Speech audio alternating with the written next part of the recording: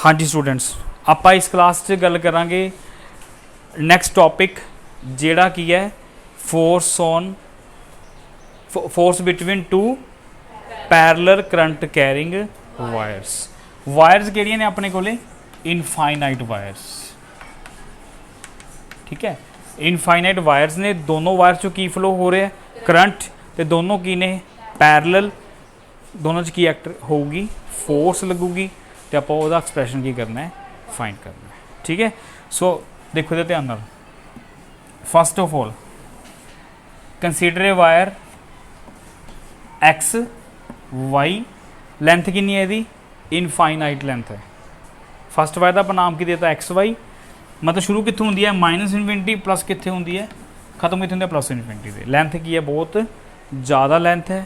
First wire है, current कितना flow हो रहा है? से I1 करंट फ्लो हो रहा है। ठीक है, नाल इहदे सैकेंड वायर पई है ना? पई है ना, पर हाले आप थोड़ा समझा लीए फिर आप रख देंगे उन्हें। ठीक है, ओके। अच्छा, इस वायर के आस पास देखो की होगी? होगी ना मैग्नेटिक फील्ड। चलो, consider a point P at a distance R from the wire X Y. ठीक है, at point P the value of magnetic field B1। First wire करके है, देखो और फस्ट वायर करके है। मैग्नेटिक फील्ड की वैल्यू की होगी? Mu naught upon 4 pi 2I by R। I नहीं, I1 बाय R। जस्ट कि फॉर्मूला यूज किया आप? Magnetic field due to infinite wire, जी कि आप एम्पेयर सर्कुलर लॉ नाल फाइंड किया एक्सप्रैशन, तो बायर साबर्ट लॉ नाल भी कर सकते आप। ठीक है, वो एक्सप्रैशन का रिजल्ट यूज किया अपने को, क्योंकि वही चीज़ बन रही है अपने को सारी। वो समझ आ गया? अच्छा, इस मैग्नेटिक फील्ड की P पॉइंट ते डायरैक्शन भी शो करोगे, है ना? तो डायरैक्शन किमें होगी यदि P पॉइंट ते?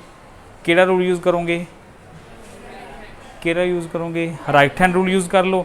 आ देखो वायर है ना, current carrying wire, current carrying wire, इन्होंने अपने हैंड च पकड़ लो। थंब किहदे वाल जा रहे हैं? Direction of current, direction of current. अब P पॉइंट ते मैग्नेटिक फील्ड किधर जा रही है? इनवर्ड। ये बैक साइड तो की हो रही है? Left side. इधर साइड ते की हो रही है? आउटवर्ड। टॉप ते की जा रही है? राइट साइड, और इधर लैफ्ट साइड। वो समझ आ गया? सो अपना P पॉइंट किधर कंसीडर किया आपने? उस साइड कंसीडर किया पॉइंट P, तो मैग्नेटिक फील्ड किधर जा रही है अपनी? इनवर्ड। ठीक है, या की कर सकते हैं? देखो करंट एलिमेंट किधर होगा? इसका आइडियल इधर होगा, RIC cross product ideal cross R, Biot Savart law. Direction किधर जा रही है? इनवर्ड। ठीक है, सो इत्थे अपने को डायरेक्शनस का ही मेन रोल है A to Z। ठीक है, जो आप पहला दी क्लासा बहुत बार गल कर चुके है ना। तो इत्थे की यूज़ करोगे? राइट हैंड रूल यूज़ करो। सो डायरेक्शन ऑफ P की है? P के उपर डायरेक्शन की है मैग्नेटिक फील्ड की?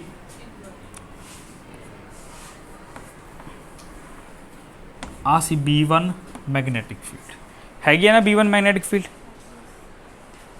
वो ठीक है, किधर अपने को इनवर्ड है ना, तो कोई इनवर्ड आप किमें शो कर सकते हैं? यदा मतलब कि मैग्नेटिक फील्ड किधर जा रही है? हाँ सी इनवर्ड। आप बिल्कुल एवें तो शो नहीं कर सकते बोर्ड के उपर, थोड़ी जी आपने इस तरह शो करता कि ये अंदर जा रही है मैग्नेटिक फील्ड। एरो किधर पाता? ऊपर नूं, मतलब अंदर नूं। ओए ओके, ठीक है। हाँ, हुण इहदा काम खत्म हो गया। मैग्नेटिक फील्ड की वैल्यू भी लिख ली आप, डायरैक्शन भी शो करती डायग्राम दे विच, पर अपने कोल किहड़ा एक वायर है? अपने कोल दूसरी वायर पई है जो आप रखी नहीं सी हले, है ना। हुण आपां इत्थे की रखांगे? देखो ओरिजिनल क्वेश्चन तो अपना यही है ना। ओरिजिनल क्वेश्चन अपना यही है, टू वायर्स ने, इनफाइनाइट ने, पैरलल ने, दोनों चो करंट फ्लो हो रहा है, क्योंकि विदाउट करंट तो इस यूनिट का मीनिंग नहीं, है ना। एक चो आप I1 ले लिया, दूसरी चो आप करंट I2 ले लो। कैरिंग, हाँ, डायरेक्शन ऑफ करंट में बी ओपोजिट, पर आप डायरेक्शन ऑफ करंट की ले रहे हैं? सेम लैके चल रहे हैं फिलहाल, ऑपोजिट ले लांगे, देख लांगे की होगा। ठीक है, डायरैक्शन करंट की ਲਈ ਆਪਾਂ सेम ਲਈ है। वायर का नाम आप की रखता एक्स डैश वाई डैश, ये भी शुरू कितों होंगी है माइनस इनफिनिटी, एंड कितने होंगी है plus infinity, because both wires are infinite. ਉਹ ठीक है ना। तो हुण देखो, हुण आप जो आप सैकेंड वायर रखी है, can we say the wire X dash Y dash is placed in the magnetic field of first wire, कह सकते हैं ना। तो आप पिछली क्लास से यही किया, यही किया। देखो क्वेश्चन की है, मैं दोबारा बोल रहा, force acting on A current carrying wire placed in magnetic field, तो आप यही किया। इतने आप यही तो समझ सकते हैं कि second wire is placed in the magnetic field of first wire. So ये उपर की लगूगी, सैकेंड वायर के उपर फोर्स लगूगी, कितनी लगूगी आई एल क्रॉस बी लगूगी, जो आप लास्ट क्लास से डिराइव करके आया, उही ਇਹਦਾ की बन गया, प्रिंसीपल बन गया। वो समझ आया? हाँ, इतने लिख लो एक लाइन कि now we can say that the wire केड़ी है X dash Y dash is placed in the magnetic field of the केड़ी वायर दी ऑफ दी, हाँ फस्ट वायर लिख लो, of the first X Y wire. ये important है, सारा concept ये है। वो ठीक है, ओके हो गया। चलो हूँ जे रखे है, दैन ये इस वायर के उपर की लगूगी, तो लिखोगे दैन फोर्स एक्सपीरियंसड बाय केड़ी wire X dash Y dash wire या कंडक्टर, ये पर फोर्स लगूगी ना, है ना। कितनी फोर्स लगूगी एफ, देखो ये नाम की दिखना भी, ध्यान देखो इधर, फोर्स केड़ी वायर ते लग रही है सैकेंड ते, की मैगनैटिक फील्ड करके, तो आप लिख सकते हैं force on second wire due to magnetic field of first wire, जो पहला ही बहुत बार गल्लां कीतियां। तेनों आप वायर नंबर 2 लिखो, नाल वायर नंबर 1 पढ़ो, ताकि पता लग जाए। ठीक है, देखो वैक्टर फॉर्म किमें लिखोगे, इधर आई एल क्रॉस बी हैगा ना फॉर्मूला अपने कोले, वो हैगा कि नहीं? ठीक है, इनू वैक्टर फॉर्म च लिखो, जो कली वैल्यू फाइंड करिए फिलहाल आप F21 कितना होगा, आई डायरैक्शन का बाद आप दे देंगे I L B sine 90, formula ही है मैगनीट्यूड फॉर्म दे विच। हुण इस फॉर्मूले नूं आपां इस दे उपर अप्लाई कर दो, देखो इधर करंट किहड़ी वायर दा, सैकेंड वायर दा, क्योंकि फोर्स किते लग रही है सैकेंड वायर ते, करंट नूं की कर दो I2, दोनों की लेंथ तो है ही इनफाइनाइट, लेंथ की तो कोई गल ही नहीं करनी आपां। वो ठीक है, मैगनैटिक फील्ड की है फस्ट वायर दी, ठीक है। एंगल किन्ने दोनों विच, current carrying wire magnetic field, आ देखो अंदर जा रही है, करंट किधर है ऊपर, एंगल कितना बन गया साइन 90, पुट कर दो I2 B1 साइन 90, साइन 90 कितना होंगे 1, कितना आ गया I2L B1 दी वैल्यू यूज़ कर लो 2I1 अपॉन R, और ठीक है कितना आ गया, देखो mu upon 4/2I1 I2 by R L bar, ठीक है। निकल, बस ख़त्म हो गया, एक्सप्रेशन ड्राइव हो गया, रह की गया डायग्राम कंप्लीट करनी रहेगी। डायरेक्शंस इंपॉर्टेंट ने, सारी क्वांटिटीज़ वेक्टर ने, विदाउट वेक्टर मतलब डायरेक्शन कंप्लीट नहीं होता, क्योंकि फोर्स फाइंड कर रहे हैं, फोर्स अपने आप वेक्टर क्वांटिटी है, तो डायरेक्शन देनी तो जरूरी है ना। वो ठीक है, तो हुण एदी डायरेक्शन किहड़े रूल ना दोगे, फ्लैमिंग लैफ्ट हैंड रूल, तो फ्लैमिंग लैफ्ट हैंड रूल आप आ जाओ, फिर लैफ्ट हैंड यूज़ करना है। मैडी फ्लिक first finger 4 finger in the direction of magnetic field अंदर भेजती centre finger in the direction of current जा रही है थंब इधर जा रहे देखो थोड़े सामने आ लो ओए ठीक है लास्ट क्लास आप यूज़ भी किया इनू उत्थे आप समझे इत्थे आप यूज़ करना है ठीक है 4 finger in the direction of magnetic field inward thumb central finger in the direction of current upward then thumb in the direction towards the left hand side तो इस दे ऊपर जिहड़ी फोर्स लग रही है वो किधर लग रही है भी आ लग रही है F21 देखो using Fleming left hand rule समझ आई गल चलो लैफ्ट हैंड रूल लग गया अपने कोले चलो आप फ्लैमिंग आप राइट हैंड रूल भी लगा सकते हैं क्रॉस प्रोडक्ट है L क्रॉस B भी कर सकते हैं करंट एलिमेंट ऊपर मैग्नेटिक फील्ड इधर क्या रूल यूज़ करना है राइट हैंड यूज़ करना है hello IL cross IL cross B अंदर है ना IL क्रॉस B थंब किधर आ गया फिर इधर आ गया चाहे क्रॉस यूज़ करो चाहे फ्लैमिंग लेफ्ट हैंड यूज़ करो इधर ही होगी ओए ओके ठीक है इंपॉर्टेंट रोल किस चीज़ है डायरैक्शनस का फॉर्मूले तो उही बार बार घूमी जा रहे हैं इस आर्टिकल में आप नवा फॉर्मूले का यूज़ करना ही नहीं पुराना फॉर्मूला यूज़ कर रहे हैं लास्ट क्लास वाला यूज़ कर दोनों कंबाइन कर रहे हैं किमें कर रहे हैं डायरैक्शनस दस रही ने एंगल 90 किमें आ गया डायरैक्शन दस रही है ना सो वैक्टर इज़ इंपॉर्टेंट हाँ जी ओके हो गया सो वो क्लीयर हो गया ठीक है यदि डायरैक्शन किधर जा रही है डायग्राम शो कर दी इतने वैल्यू आप लिख दी वैक्टर क्वांटिटी पूरी होगी टू वर्ड्स किधर जा रही है लैफ्ट हैंड साइड ठीक है ये फोर्स आ गई कितनी लेंथ ऊपर एल लेंथ कितनी है पता ही नहीं क्योंकि एल की लिखता है आप जे 1 मीटर होगा 1 पुट कर दोगे 2 मीटर होगा 2 पुट कर दोगे 10 मीटर होगा 10 पुट कर दोगे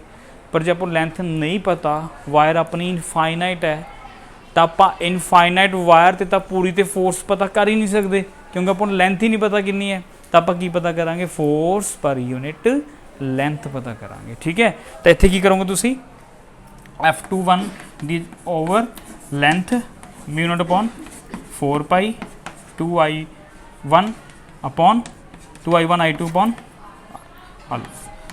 ये एक्सप्रेशन किधर आ गया फोर्स हाँ जी पर यूनिट लेंथ क्वेश्चन की लिखा हुआ सी फोर्स फाइंड करनी है this force itself मीनस force per unit length जो वायर की हो जाती है इनफाइनाइट जो वायर फाइनाइट है तो लेंथ पता होगी लेंथ उधर जाके मल्टीप्लाई कर देंगे ओए ओके समझ आ गया ठीक है सिमिलरली हम आप नैक्सट की लिखांगे सिमिलरली देखो नेक्स्ट की लिखना है सिमिलरली